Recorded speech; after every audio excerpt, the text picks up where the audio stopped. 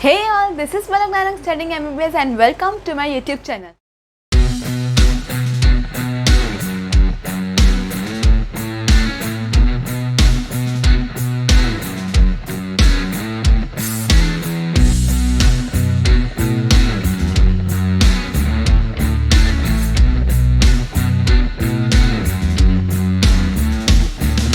So today we are going to start with a new phylum, that is phylum Eschyhelminthes. Last class में हमने प्लेटीहेल्मिंथेस तक सारा complete कर दिया। मैंने आपको सब एग्जांपल्स को ट्रिक्स के साथ लर्न कराया था। तो अगर आपको एग्जांपल्स लर्न करने में प्रॉब्लम हो रही है या उसका कंसेप्ट भी, ऐसा तो कुछ कंसेप्ट है नहीं बट थोड़ा बहुत भी अगर कुछ कंसेप्ट है तो वो अगर समझने में दिक्कत हो रही है तो you can definitely check that out. मैं उसकी प्लेलिस्ट की लिंक नीचे डिस्क्रिप्शन में डाल दूँगी क्योंकि मैंने अच्छे से सारे एग्जाम्पल्स लर्न कराया है। तो अगर आपने नहीं देखा है तो देख लो, और अगर आपको एग्जाम्पल्स आते हैं तो वेल एंड गुड। एक और बात, जो भी हम लोग एस्कीहेल्मिंथेस ही क्यों ना या कोई भी फाइलम क्यों ना, हम सबसे पहले उसका हैबिटेट, उसका लेवल ऑफ ऑर्गेनाइजेशन, ये सब पढ़ते हैं। वो मैंने स्टार्टिंग में टेबल में बताया था। बड़ी सी टेबल बनाई थी जिसमें मैंने सारे के सारे बताए थे कि कहाँ से मतलब शुरू के फाइलम के से लेके एंड के फाइलम तक सबकी लेवल ऑफ ऑर्गेनाइजेशन, सबकी जर्म लेयर, सबकी सिमेट्री जो भी हो, ये सब टेबल के फॉर्म में लिख के दिया था जिससे याद रहे। तो उसकी भी वीडियो की लिंक मैं नीचे डिस्क्रिप्शन में डाल दूंगी। अगर आपने नहीं देखी है तो वो देख लो, नहीं तो अगर आपको आता है तो वेल एंड गुड। तो now without wasting any more time let's start with aschelminthes. As always सबसे पहले हम स्टार्ट करेंगे हैबिट एंड हैबिटेट से।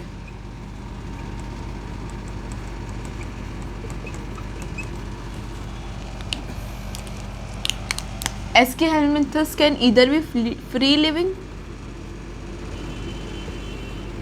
और पैरासिटिक, या फिर एक्वेटिक भी हो सकते हैं और टेरेस्ट्रियल भी हो सकता है। टेरेस्ट्रियल का एग्जाम्पल है रेप्टाइटिस, और जो पैरासिटिक फॉर्म है वो प्लांट्स में भी पैरासाइट हो सकते हैं या फिर एनिमल्स में भी पैरासाइट हो सकते हैं। इसका एग्जाम्पल एस्केरिस बुशरेरिया,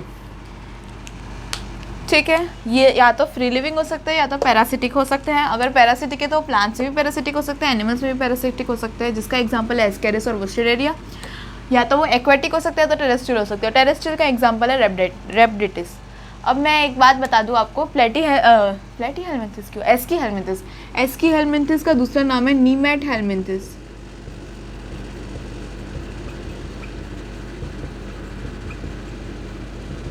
और इसके ऑर्गेनिजम्स जो होते हैं उनको हम लोग बोलते हैं नीमैटोड। ओके, अब वही हम हमारी सीरीज के साथ चालू करते हैं। नेक्स्ट, सिमेट्री या body symmetry.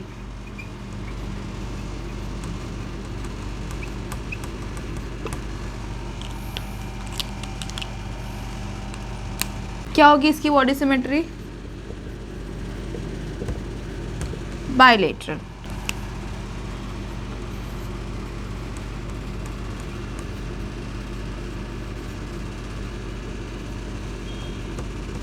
Level of organization platyhelminthes में कहाँ तक था? ऑर्गन। तो ये क्या होगा? Organ system. वही जो मैं टेबल की बात कर रही थी उसमें ये सब दिया हुआ है, तो ये सब वहाँ से आप पढ़ लो। Next, germ layer. Germ layer diploblastic होता है कि ट्रिप्लोब्लास्टिक? ट्रिप्लोब्लास्टिक, यानी कि इसमें एक्टोडर्म भी प्रेजेंट है,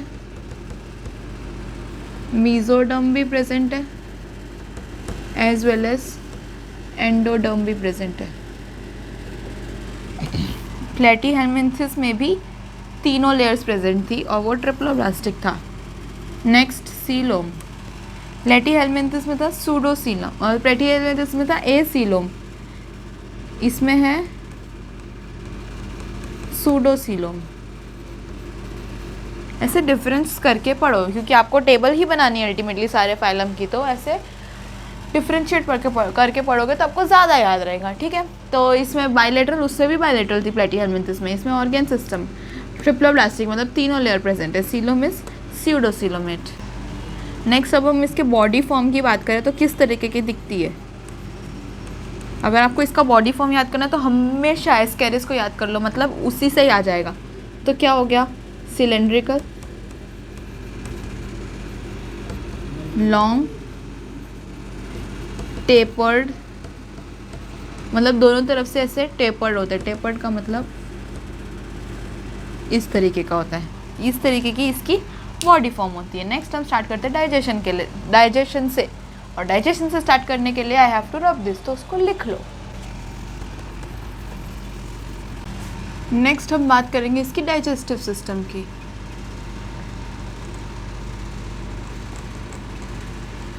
एस्कीहेलमिंथिस या फिर नीमेटहेलमिंथिस का digestive system is complete digestive system, यानी both mouth and anus are present. इसके अलावा एक और चीज़ होती है, वेल डेवलप्ड मस्क्यूलर फेरिंग्स। इसके अंदर वेल डेवलप्ड मस्क्यूलर फेरिंग्स होता है, जिसकी वजह से या जिसकी मदद से आइमस से वो सक कर लेते हैं हमारी बॉडी में से। क्या सक कर लेते हैं, लिम्फ, ब्लड, या और दूसरा इधर फुल्ली डाइजेस्टेड और पार्शियली डाइजेस्टेड फूड पार्टिकल्स। क्या क्या लिया उन्होंने, लिम्फ भी ले लिया, ब्लड भी ले लिया और पार्शियली या फिर फुल्ली डाइजेस्टेड ब्लड पार्टिकल्स भी, फूड पार्टिकल्स भी ले लिए। किसकी मदद से, मस्कुलर फेरिंग्स की मदद से, जो कि डाइजेस्टिव सिस्टम में इंक्लूड होता है। किसके, एस्कीहेलमिंथिस के। दूसरा, digestive system of aschelminthes is complete, यानी mouth and anus both are present. Next,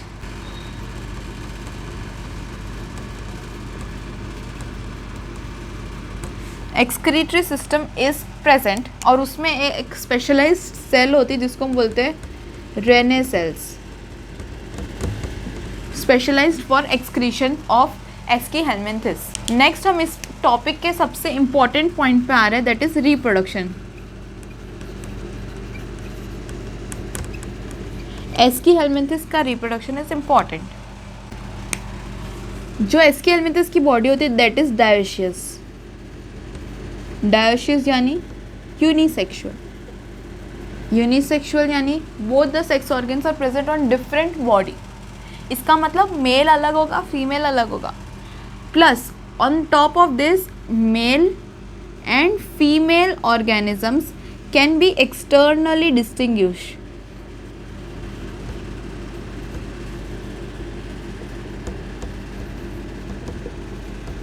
externally हम उसको डिस्टिंग्विश या उनको अलग अलग कर सकते हैं। So that means they show sexual dimorphism, यानी you can tell the difference between the male and the female organism while seeing them externally, तो that is known as sexual dimorphism. दूसरा, reproduction only occurs through sexual means, no asexual reproduction, sexual reproduction only. Male और female दोनों अलग अलग होते हैं। Mail की जो साइज़ होती है वो थोड़ी सी छोटी होती है फ्रॉम फीमेल, तो दैट मीन्स हम लोगों को वो आइज से दिख रहा है, आंखों से दिख रहा है, बाहर से ही दिख रहा है कि मेल छोटा है फीमेल बड़ा है, उसके जो एक्सटर्नल स्ट्रक्चर्स है उन्हीं में ही डिफरेंस दिख रहा है, तो that means sexual dimorphism is present. Aschelminthes का फर्टिलाइजेशन और डेवलपमेंट की बात करते हैं।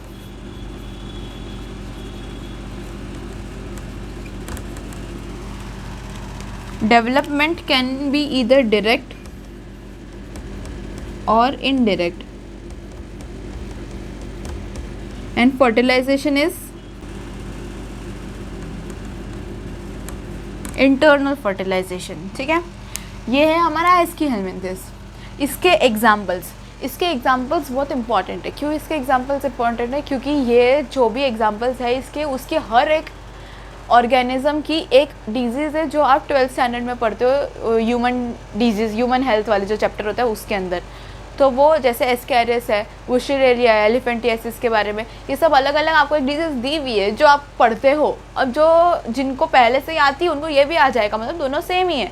लेकिन जिनको नहीं आती, जो अभी पहली बार पढ़ रहे, बाद में अगले साल पढ़ने वाले हैं वो लोग, तो उन लोगों को अभी मैं पढ़ा देती हूँ ताकि आगे जाके ईजी हो, उन लोगों को वहाँ पे बार बार नहीं पढ़ना पड़े। तो हम इसके एग्जाम्पल्स भी याद कर लेंगे, उसके साथ साथ उसकी डिजीज़ भी याद कर लेंगे, जो कि थोड़ा इम्पॉर्टेंट है, इसलिए यहाँ भी पढ़ा रही हूँ मैं। Okay We're broken, it's tragic, we're not all elastic, but maybe there's magic, believe you could have it, and I know of ये है हमारा एस्केरिस, जो है फर्स्ट एग्जांपल ऑफ एस्कीहेलमिंथिस। इसको देख के डरना नहीं है, ये इंपॉर्टेंट है लेकिन फिर भी इजी है, ठीक है।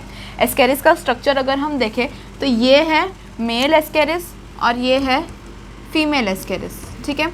जो मेल एस्केरिस होता है, जैसा कि मैंने अभी थोड़ी देर पहले बताया कि वो साइज़ में छोटा होता है, फीमेल एस्केरिस साइज़ में थोड़ा बड़ा होता है। मेल दोनों के ऊपर माउथ प्रेजेंट होता है, मतलब दो माउथ की प्रेजेंस दोनों में सेम जगह पे होती है।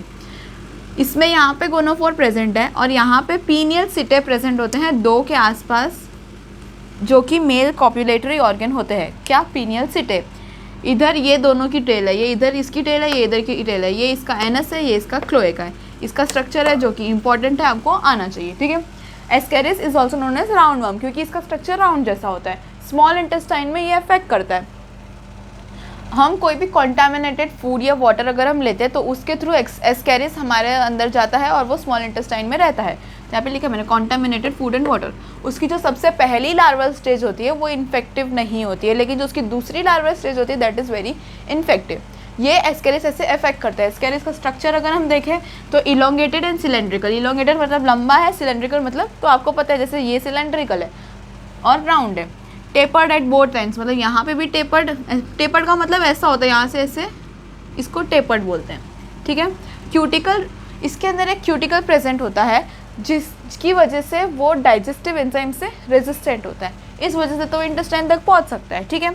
सेक्सुअल डायमॉर्फिज्म इंपॉर्टेंट पार्ट है इसका। सेक्सुअल डायमॉर्फिज्म मतलब हम उस ऑर्गेनिज्म को एक्सटर्नली देख के हम बता सकते हैं कि this is male and this is female, that is known as sexual dimorphism.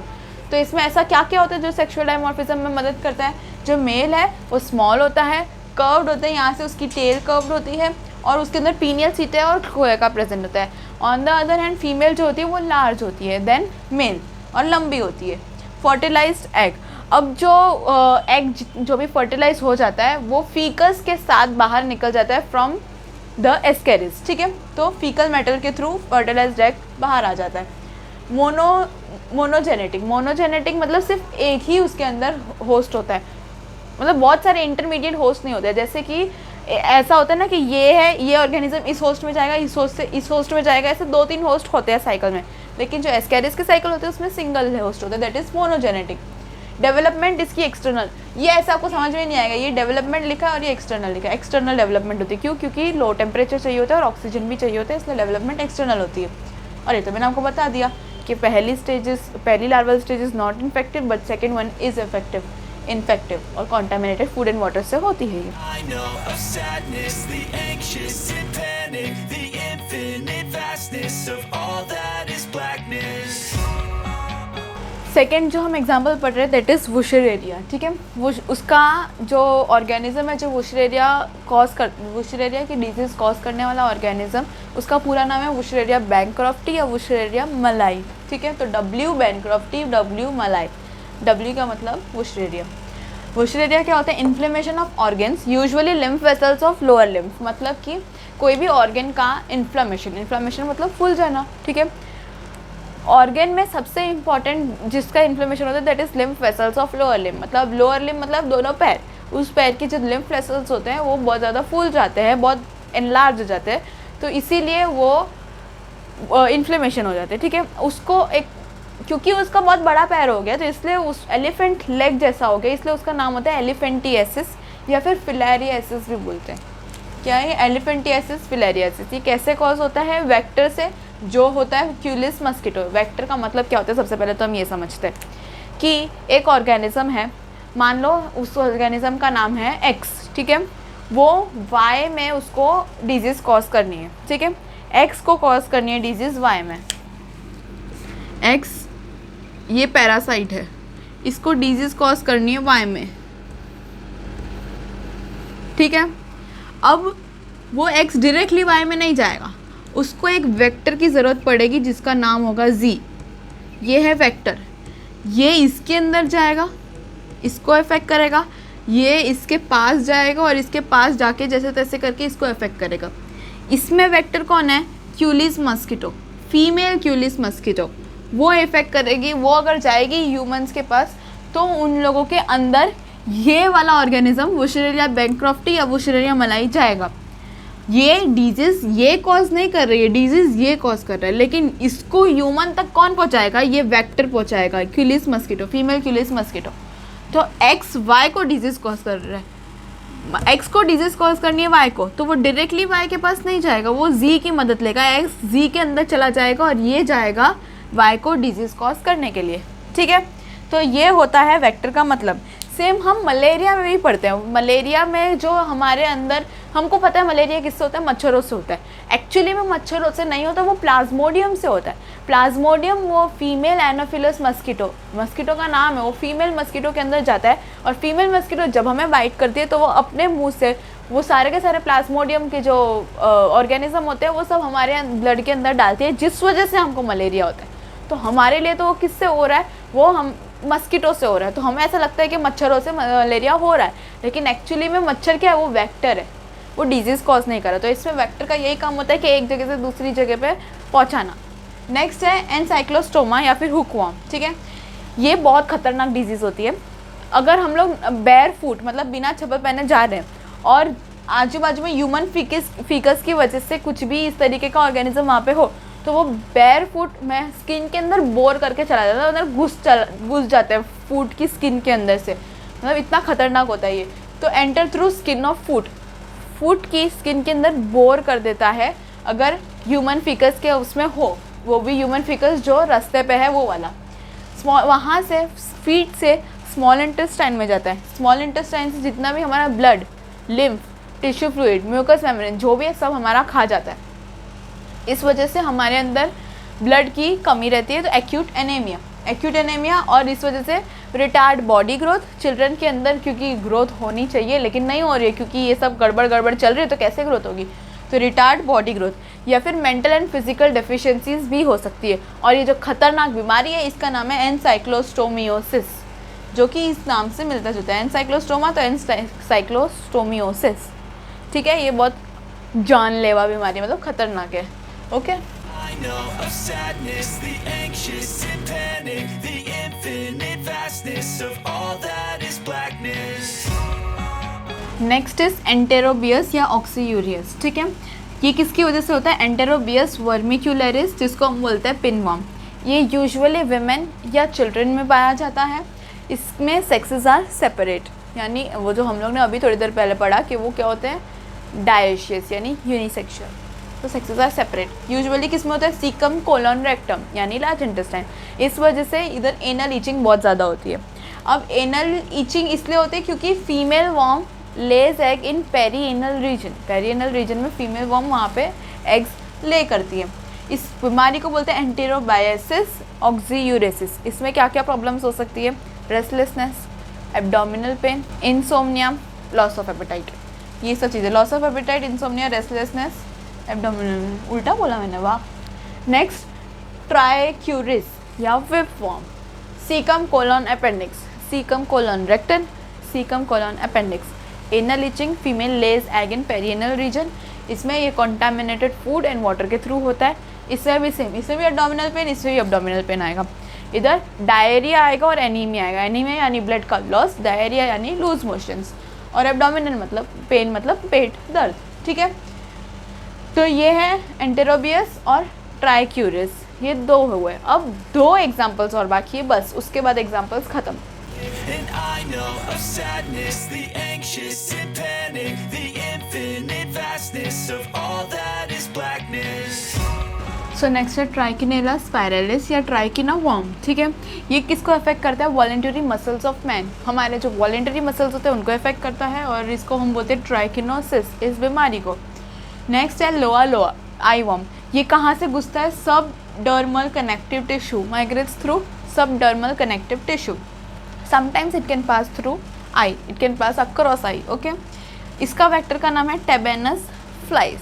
ये ख़त्म होता है हमारा सारे के सारे एग्जाम्पल्स। तो हम लोग इसको अगर लिस्ट डाउन करें, let's enumerate the examples. Ascaris round worm, wuchereria filarial worm, ancylostoma hook worm, enterobius oxyuriasis, dracunculus medinensis, guinea worm, ये मैंने इसमें नहीं पढ़ाया क्योंकि ज़रूरत नहीं है। देन ट्राइक्यूरिस विपवॉर्म, ये अभी हमने पहले पढ़ा। ट्राइकिनेला स्पाइरेलिस, लोआ लोआ और एक रेबडिटिस, ये सारे इसके एग्जाम्पल्स हैं। इसके एग्जाम्पल्स याद हमेशा रहेंगे क्योंकि हमने इन सब के एग्जाम्पल्स के डिजीज़ के साथ पढ़े हैं। तो चलो हर बार की तरह इस बार भी ट्रिक्स बनाते हैं। तो आप लोग भी सीखो कि ट्रिक्स कैसे बनाते हैं। तो every time you can not depend on someone to make tricks, तो आप ऐसे सीखो। जैसे एस्कैरियसिस से मुझे याद आ रहा है, ऐसा कर,